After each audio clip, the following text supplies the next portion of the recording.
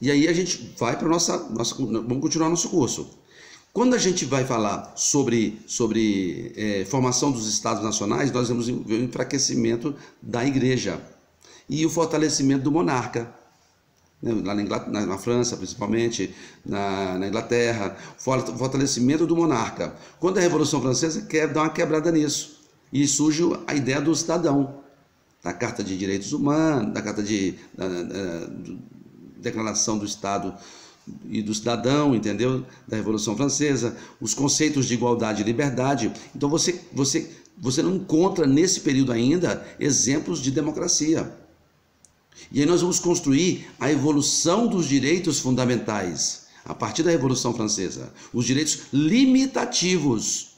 E a democracia, ela começa a construir uma ideia em que o Estado deve parar. O Estado não pode avançar na vida íntima das pessoas, na propriedade das pessoas. Surge o liberalismo, Revolução Industrial, e aí nós iniciamos um processo de construção da evolução dos direitos fundamentais. Né? Aí depois entra a Revolução Industrial, começam os direitos sociais de segunda dimensão, nos estados que reconhecem esses direitos. Não estou falando lá dos países muçulmanos, que eram muçulmanos, não estou falando dos países orientais, que têm outra cultura, outra tradição. Nós estamos falando dos países romano-germânicos, oriundos da civilização ocidental. Nós brasileiros somos oriundos disso aqui, porque nós fomos colonizados pelos portugueses.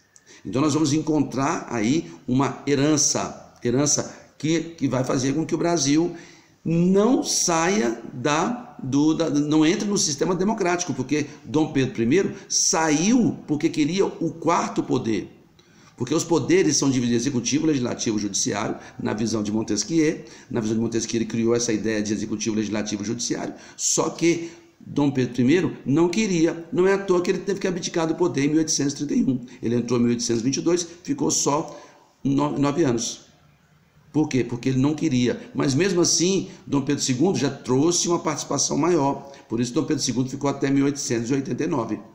Então, a ideia da república democrática, dos países democráticos, é quando você começa a ter um processo de eleição, participação, e você começa a ter o Estado trabalhando na preservação desses direitos. Por mais crítica que a gente tenha, mas você vê o Estado tendo a sua função pública. A sua função pública, não é à toa que os sistemas republicanos são os sistemas mais utilizados do mundo. O sistema republicano. Por quê? Porque o Estado trabalha para o cidadão. Por mais crítica que nós temos aí, o Estado não conseguir equilibrar essas desigualdades sociais que existem em vários estados, principalmente Brasil, os países da América Latina, os países em desenvolvimento.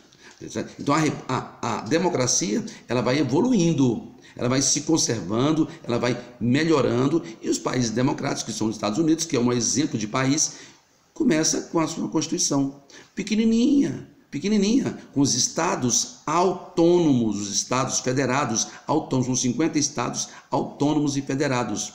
Mas você tem aí a participação do povo, a preservação da liberdade, e isso faz com que seja a democracia a forma de garantir isso. Ah, professor, sou a favor do senhor é comunista? Não sou comunista. Né? Eu não sou de acordo aos estados, a Cuba, a Venezuela, a China, Coreia do Norte. Eu estou falando em países que possuem um mínimo de liberdade para o indivíduo, liberdade de imprensa fundamental, liberdade de ir e vir, liberdade de se manifestar, tá certo? Não de ofender. Não estou falando em ofensa, estou falando em liberdade de se manifestar contra o próprio Estado, se necessário for. Tá certo? Então a gente vai avançando para a preservação desses direitos.